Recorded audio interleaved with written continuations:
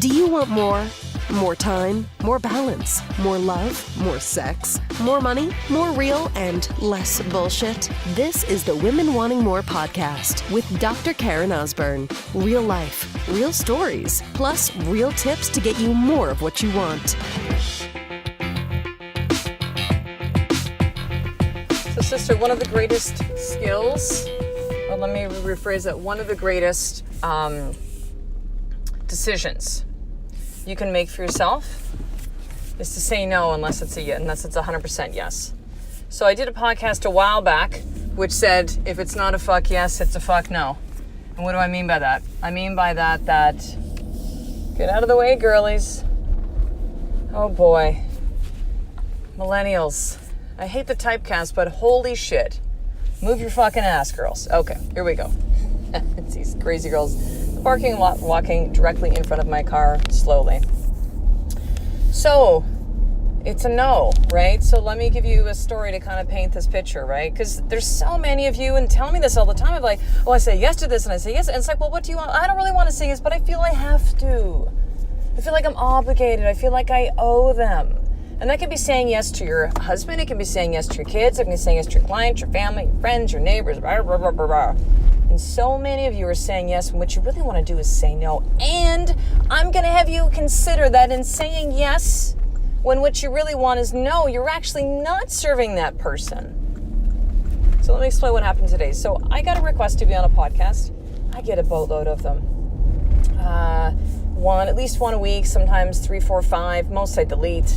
If they're people that kind of like know me or follow me, I'm gonna at least respond back with a comment. And you might kind of, why don't I respond back to everybody? Because I fucking can't. It's just not where I want to place energy. And especially when people hit me up and they don't even know anything about me. That's the worst. That's the ones where it's like the lead. And now what I'm doing, I'm actually blocking that email. Like, just come on. You've never even listened to my podcast. It's clear you're just kind of like doing the big sweep looking for guests to come on your podcast. Like, it's lazy. Do your fucking homework. So the request that I get to be on podcasts. So here's the deal how it works for a lot of podcasts. Unfortunately, there's a lot of people that come out with podcasts now, which is fantastic. Like, I fucking love that. Podcasting, this medium, this way of creating a message. It's been almost 4 years since I first started podcasting. My first podcast was Mom at 41 that launched in July of 2014. Ran it for 13 months. It's still on iTunes. You can go listen to really old episodes and be like, who the fuck is that? I know. Yes, I've changed. Yes, of course. Yes, this is called a life of more. Like, this is what it looks like, right? I keep it up there because I want you to see the progression. I want you to see how awkward I was back then. And for those of you that go like, oh, I can never do that. Like, look where we are. It's like, dude, you fucking think this just happened overnight? Like, holy shit. I had to suck for a while. So I had that first podcast, and then I had a 2-week break as I was creating this one, and I launched Women Wanting More in August of 2015. So it's been almost 4 years. And so when a lot of podcasts come out now, they often pod fade, meaning that they're like, I'm going to do this podcast, and they focus on the artwork and the name and the logo and all this shit, and they maybe even do some interviews, and then they never even put them out. Or you have newbies that don't know what the fuck they're doing, and they're like, oh, I fucked up the audio. Oh, I didn't push record. And you're like, oh my God. I just wasted a fucking hour. Like an hour. Now listen, I come from the standpoint when I am a guest on a podcast that I'm like, let me really create some value. So, the podcasts that I've been on, it's like, who are your guests?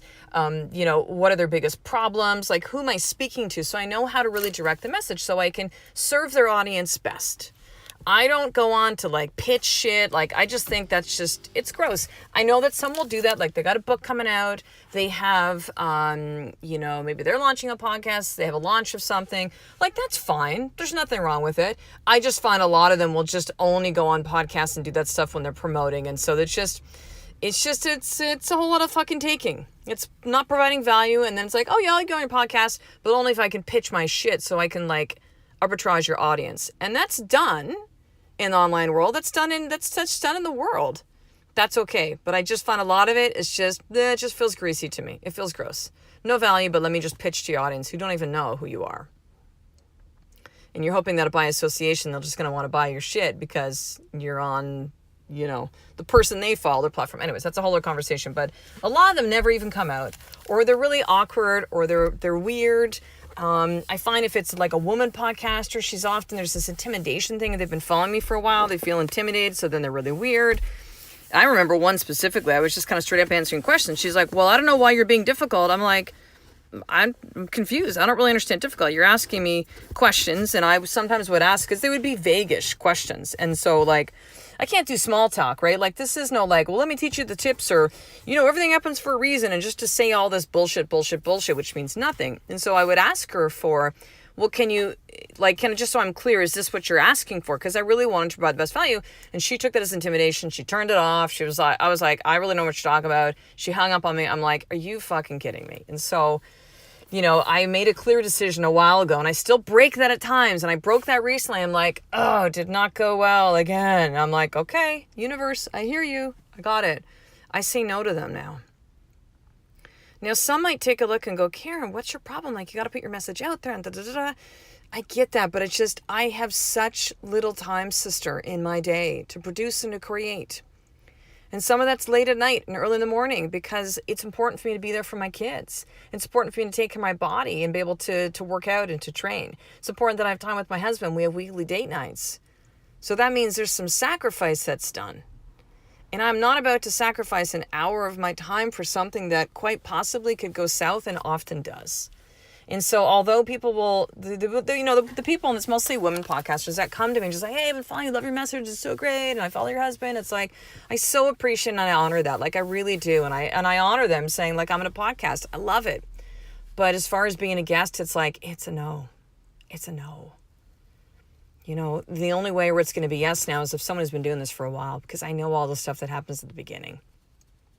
And if it's also clearly not someone who is like your target market, right? Like, my main message, I talk about this, women who are married with children and are usually either work or in business for themselves or some kind of an entrepreneur. It's who I am. This is my message. This is who I speak to. Do I still attract some, women in their 20s who are single, don't have kids? Sure. Divorced women? Yes. Will we marry a couple without kids? Yeah. Some men? Yes. But this is really who I speak my message to. So how am I helping their audience? By going on to a program where my message is just, it's not for them. It's not written for them. It doesn't mean it can't be for them. But I don't speak this, I don't spend this time doing it to reach every woman. My intention of my message is women who are married with children and either work or are in business for themselves. So have either a job or they run a business or they're an entrepreneur, like, period. That's it. So it's a no. It's a very clear no. It's a kind no of the people that I know and that follow me, but it's a no.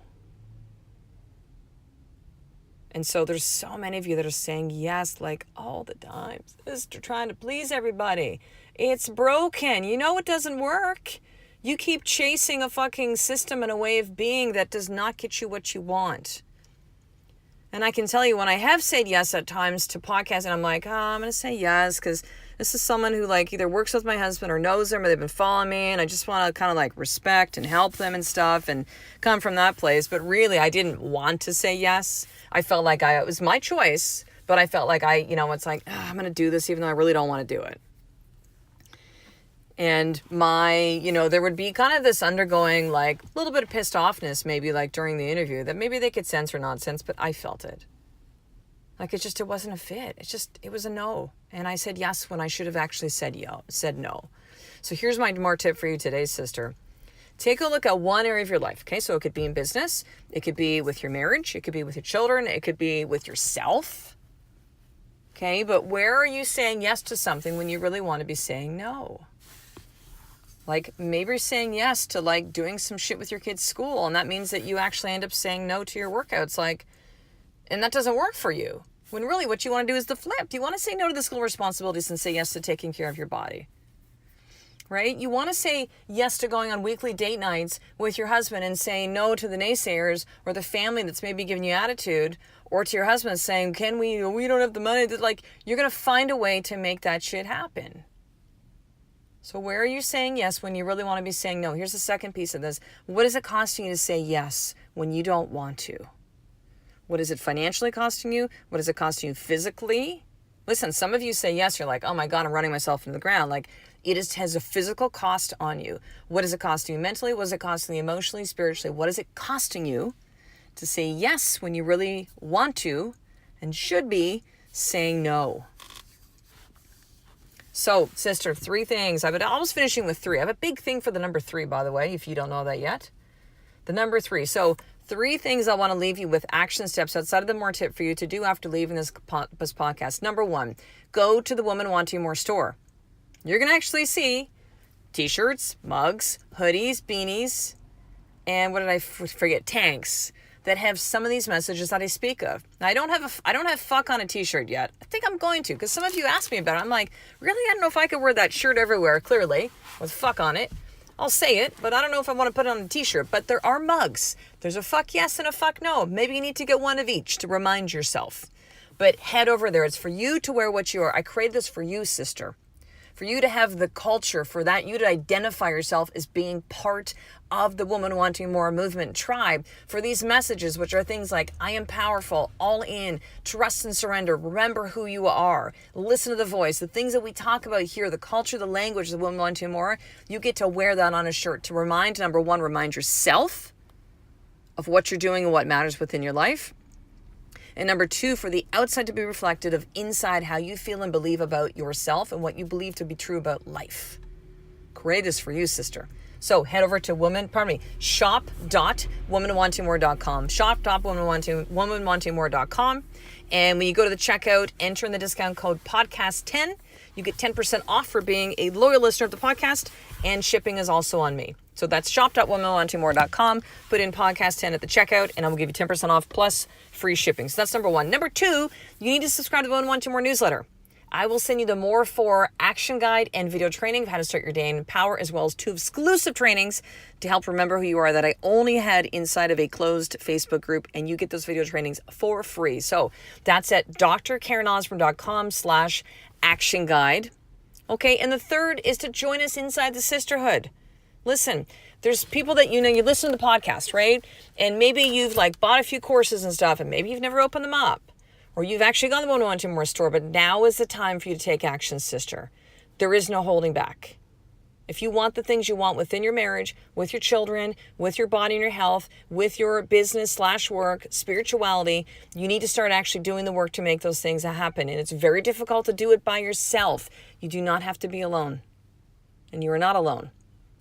So I created the Sisterhood for you. Weekly trainings, daily sisterhood tips, women that are just like you that want similar things. Being around people who are like us is imperative for us to actually create a life of more.